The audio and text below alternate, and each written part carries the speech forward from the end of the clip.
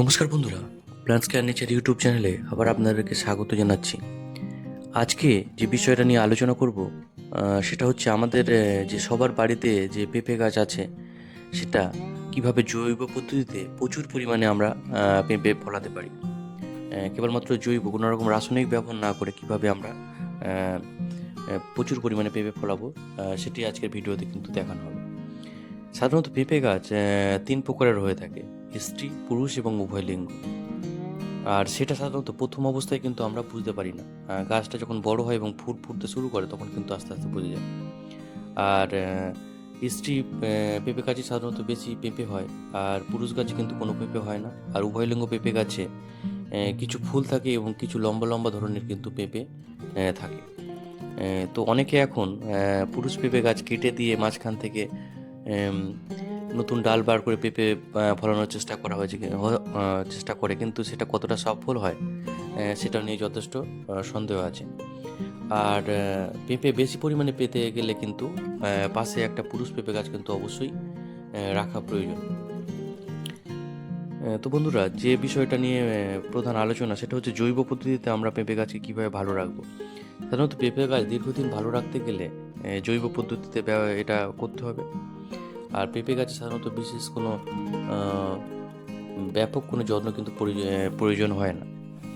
প্রধান হচ্ছে এর যে নিচের গোড়ার অংশটাতে জল দেওয়ার ব্যাপারটা, এবং এর গোড়াতে কিন্তু সবসময় ড্রাই রাখতে হবে। বেশি কিন্তু জল কিন্তু প্রয়োগ করা যাবে না পেঁপে গাছের ক্ষেত্রে। আর পেঁপে গাছের গোড়াতে কিন্তু বাইরে থেকে মাটি এনে যদি জায়গাটাকে উঁচু করে দেওয়া হয় তো কিন্তু ভালো হবে। তো বন্ধুরা, আরও কিছু কিন্তু পরিচর্যা পেঁপের ক্ষেত্রে আছে। সেটা হচ্ছে যে সার হিসেবে আমরা পেঁপে গাছে কী দেবো। তো সার হিসেবে খোল পচা জল কিন্তু 100 গ্রাম খোল পচা জল আমরা 1 লিটারে যদি পচিয়ে নিই তো সেটা নিয়ে কিন্তু আমরা এরকম গাছের গোড়াতে কিন্তু আমরা দেবো। 1 ফুট 2 ফুট দূর থেকে দেবো। 100 গ্রাম খোল পচা জল 1 লিটারে 5-6 দিন যদি আমরা পচিয়ে নিয়ে তার থেকে 1 মগ আমরা তুলে নিয়ে জলে মিক্সড করে আমরা কিন্তু দেব। আর পেঁপে গাছের ক্ষেত্রে গোড়ার যে মাটিটা সেটা বললাম, অর্থাৎ মাটিটা কিন্তু আমরা কোনো রকম খুঁড়বো না, খুঁড়ে কোনো রকম সার প্রয়োগ করবো না। কেবলমাত্র বাইরে থেকে অন্য জায়গা থেকে মাটি এনে আমরা কিন্তু এরকম পেঁপে গাছের গোড়াতে দেবো, তাহলেই কিন্তু এটা ভালো থাকবে।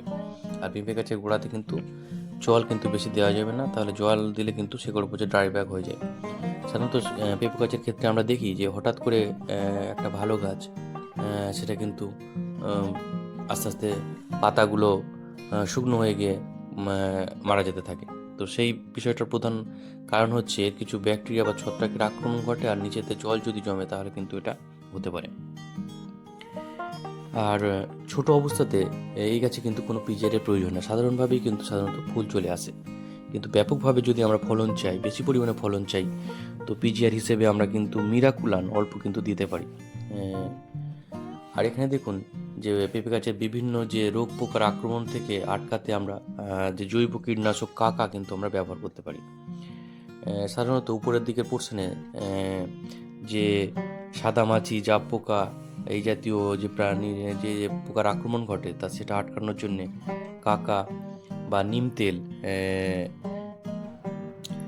বন্ধুরা, এই যে বিভিন্ন যে আমরা বায়োকীটনাশক ব্যবহার করব তার অনুপাতটা সাধারণত কাকার ক্ষেত্রে 1 ml 1 লিটার জলে আমরা এটা গুলে নিয়ে বিকালের দিকে স্প্রে করবো, এবং স্টিকার অবশ্যই দিতে হবে।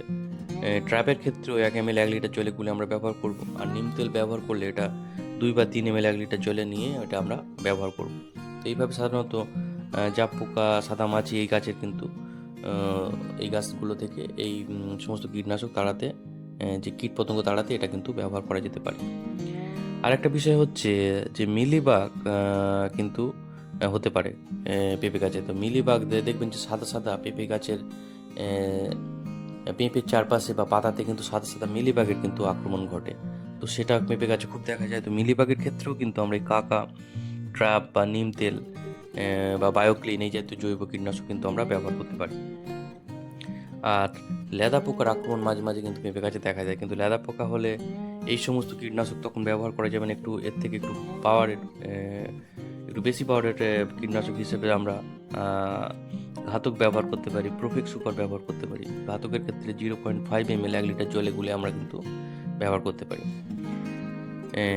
আর যেটা বলছিলাম যে গাছের গোড়াতে আমরা কিন্তু যদি ফাঙ্গাসের আক্রমণ ঘটে সেটা কিন্তু লক্ষ্য রাখতে হবে।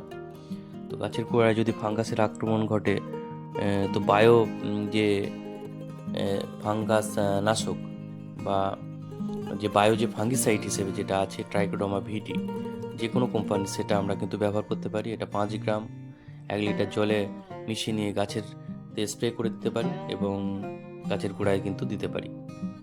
আর এর সঙ্গে যদি এটা না থাকে তো থান্ডার্স ব্যবহার করতে পারি, 2 গ্রাম 1 লিটার জলে মিশিয়ে আমরা কিন্তু এটা ব্যবহার করতে পারি। তো বন্ধুরা, গাছের গোড়াতে যদি বা পাতার অংশে যদি কোনো ফাঙ্গাসের আক্রমণ ঘটে তাহলে কিন্তু আমরা এই ট্রাইকোডার্মা বা থান্ডার্স কিন্তু ব্যবহার করব। পাতা হলুদ হয়ে গেলে বা পেঁপে গাছের আর একটা সমস্যা হচ্ছে যে পাতা হলুদ হয়ে যাওয়া। তো হলুদ হয়ে গেলে আমরা কিন্তু সাধারণত নিচের গোড়াতে রুটে যদি কোনো কিছু ছত্রাকের আক্রমণ ঘটে তাহলে কিন্তু এটা হতে পারে। তো এক্ষেত্রে আমরা ওই ট্রাইকোডার্মা ভিটি 5 গ্রাম 1 লিটার জলে গুলে বা থান্ডার্স 2 গ্রাম 1 লিটার জলে, আমাদের যে হলুদ যে রান্নার কাজে ব্যবহার হয় সেই হলুদ কিন্তু আমরা 10 গ্রাম 1 লিটার জলে কিন্তু মিশিয়ে এটা স্প্রে করলেও কিন্তু গাছের বিভিন্ন কীটপতঙ্গ এবং ফাঙ্গাসের আক্রমণ থেকে কিন্তু অনেকটা গাছকে রক্ষা করতে পারি। তো এইগুলো হচ্ছে মোটামুটি পেঁপে গাছের যে জৈব পদ্ধতিতে পরিচর্যা। তার সঙ্গে যদি আপনারা আরও বেশি পরিমাণে ফল পেতে চান তো পিজিআর ইউজ করতে পারেন। পিজিআর হিসেবে সাধারণত মিরাকুলান 0.5 ml 1 লিটার জলে গুলে আমরা কিন্তু স্প্রে করব।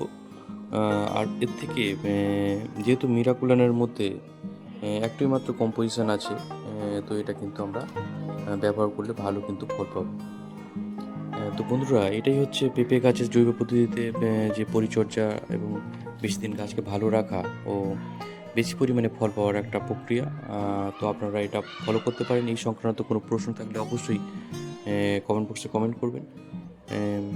আরেকটা বিষয় হচ্ছে বন্ধুরা, যে আমাদের যে ফেলে দেওয়া যে ভাত এবং যে ফ্যান সেটা কিন্তু আমরা গাছের গোড়াতে দিতে পারি 1 থেকে 2 ফুট দূরে দিয়ে। যদি আমরা মাটি চাপা দিই তাহলে কিন্তু ভালো কিন্তু পুষ্টিগুণ গাছ পেয়ে থাকে।